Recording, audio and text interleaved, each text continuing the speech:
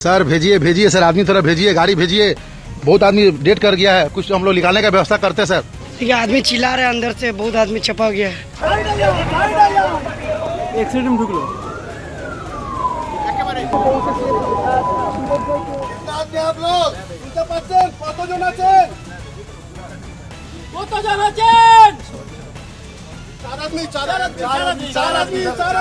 আমরা জল পাঠাচ্ছি, তোমাদের চিন্তা করতে হবে না। আমরা সবাই বাইরে আছি, পুলিশ আছে, জনগণ আছে, সবাই আছে। আমরা তোমাদেরকে আমরা रेस्क्यू করব, সেই জন্য এসেছি। कितना आदमी इसमें छपा गया है, अंदर में छपा हुआ आवाज आ रहा है, अंदर से चिल्ला रहा है सब। সংবাদ প্রতিদিন ডটিনের দর্শকদেরকে আমরা এই মুহূর্তে নিয়ে এসেছি তারাতলায়। আর ঠিক আমার পেছনেই যে দেখতে পাচ্ছেন, এই সেই নির্মীয়মান গোডাউন, যেই গোডাউনের ছাদ ভেঙে কিন্তু মর্মান্তিক পরিস্থিতি তৈরি হয়েছে। ভিতরে যেমনটা আপনারা ইতিমধ্যে জানতে পেরে গিয়েছেন, ভিতরে কিন্তু বেশ কিছু মানুষ এখন আটকা পড়ে রয়েছে। ইতিমধ্যেই এই ঘটনার সরেজমিন তদন্ত করতে এসে উপস্থিত হয়েছেন বিভিন্ন এজেন্সি, এবং যদিও প্রাথমিকভাবে কলকাতা পুলিশের লক্ষ্য কিন্তু যে ভিতরে যারা আটকে রয়েছেন তাদেরকে সুস্থভাবে বার করে আনা। ভিতরে হতাহতের সংখ্যা প্রচুর। স্থানীয়রা কিন্তু জল পৌঁছে দিচ্ছেন, ভিতরে যারা আটকে রয়েছেন তাদের কাছে জল পৌঁছে দেওয়ার কাজ করছেন। শুধু পুলিশ ও প্রশাসন নয়, স্থানীয়রাও কিন্তু ঝাঁপিয়ে পড়েছেন এই উদ্ধার কাজে। যেমনটা দেখতে পাচ্ছেন, ইতিমধ্যেই অত্যাধুনিক বিভিন্ন সব সরঞ্জাম এখানে নিয়ে আসা হয়েছে।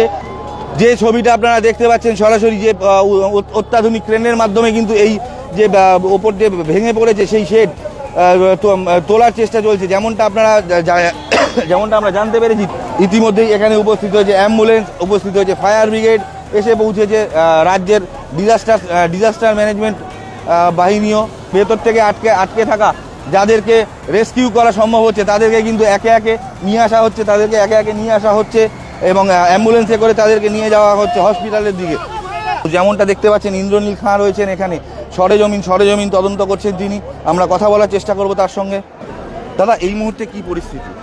যেভাবে সকলে মিলে উদ্ধার কাজে ফোকাস, এখন যত শীঘ্র সম্ভব মানুষকে উদ্ধার করা। এখন আমাদের মিডিয়া বাইক প্লিজ আমাদের থেকে নেবেন না, এখন আগে উদ্ধার হোক মানুষ, কারণ যারা যারা ট্র্যাপড আছেন তাদেরকে উদ্ধার করা, এটা আমাদের মেন ফোকাস। বাকি কি আছে না করেছে ইলিগাল ফিগাল সেগুলো আমরা পরে দেখি। যেমনটা কথা বলছিলাম রাজ্যের মন্ত্রী ইন্দ্রনীল খাঁর সঙ্গে, তারা স্পষ্ট করলেন এই মুহূর্তে কিন্তু প্রাথমিক লক্ষ্য ভিতরে যারা আটকা পড়ে রয়েছেন তাদেরকে উদ্ধার করা। তারপর হবে তদন্ত, তারপর খতিয়ে দেখা হবে এই যে দুর্ঘটনা, তার পিছনে গাফিলতি কার, কি কারণে ঘটলো এই দুর্ঘটনা, এই সব প্রশ্নের উত্তর খোঁজা হবে পরে। আপাতত রাজ্য প্রশাসনের প্রথম ও প্রাথমিক লক্ষ্য কিন্তু হচ্ছে ভিতরে যারা আটকা পড়ে আছেন তাদেরকে উদ্ধার করা।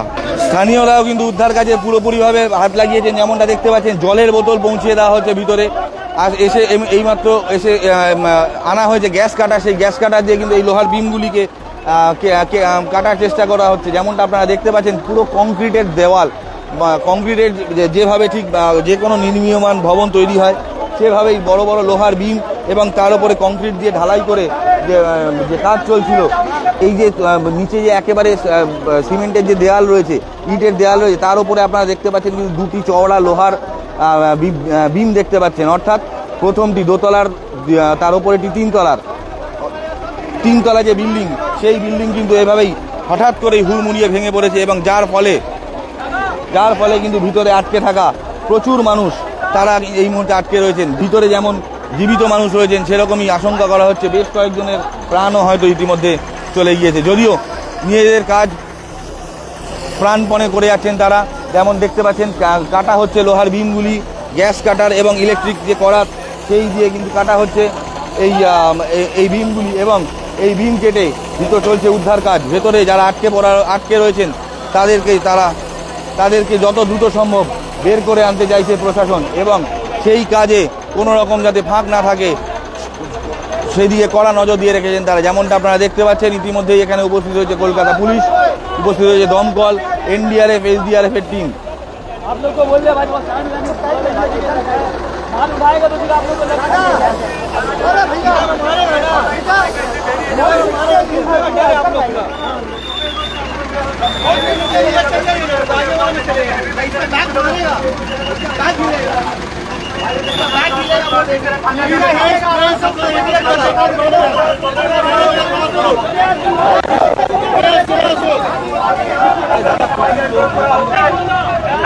সরকার উপরে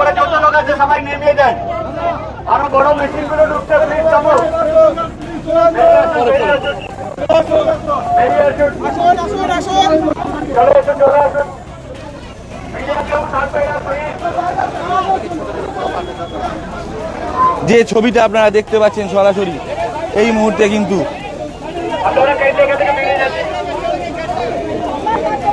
ভিতরে উপস্থিত হয়েছেন প্রচুর মানুষ, যারা অনেকেই উদ্ধার কাজে হাত লাগাচ্ছেন, কেউ আবার উৎসাহের বশে এখানে এসে ভিড় করছেন। সেই ভিড় কিন্তু এখান থেকে ফাঁকা করে দিতে চাইছে পুলিশ প্রশাসন।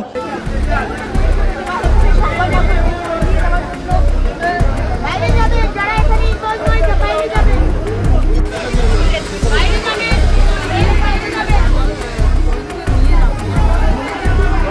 আপনারা বাইরে যান।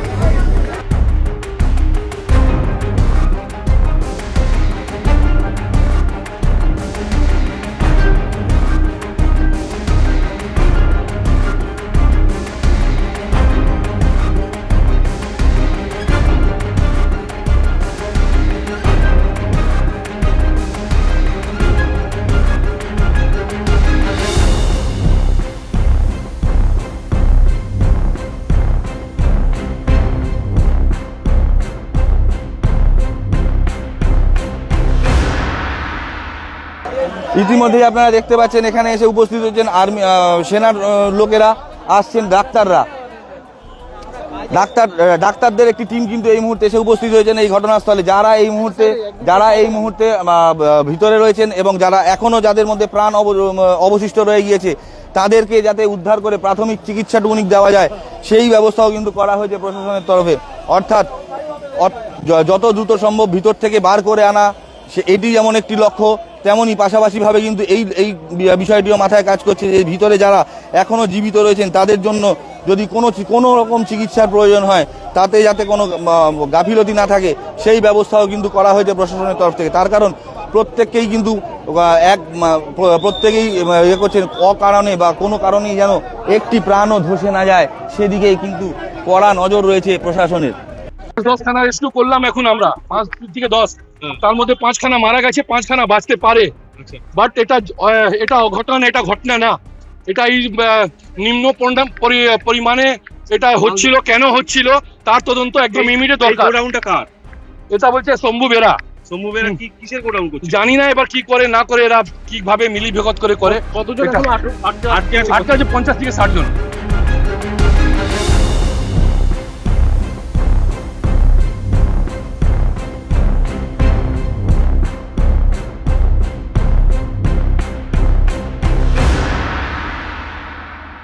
একবার দেখানোর চেষ্টা করব, আমার সহকর্মী শুভজিৎকে বলার চেষ্টা করব যে এই মুহূর্তে রেস্কিউ অপারেশনের কাজ কিভাবে চলছে তা দেখাতে। যেমনটা আপনারা দেখতে পাচ্ছেন disaster management group, Kolkata police, দমকল থেকে শুরু করে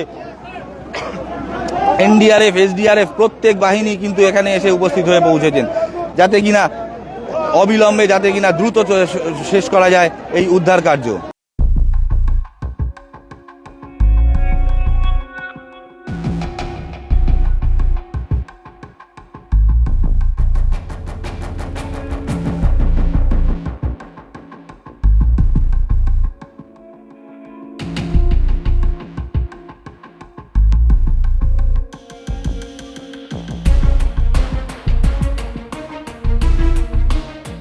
উদ্ধার কাজ কত দ্রুত শেষ হয় সেদিকেই আমাদের নজর থাকবে। আপাতত আপনারা সঙ্গে থাকুন সংবাদ প্রতিদিন.in। এই তারাতলার কাণ্ডের উদ্ধার কাজে যাবতীয় খুঁটিনাটি তুলে ধরবো আপনাদের, যাবতীয় খুঁটিনাটি তুলে ধরছি আপনাদের সামনে। সংবাদ প্রতিদিন.in-এর জন্য ক্যামেরায় শুভজিতের সঙ্গে আমি সোমনাথ।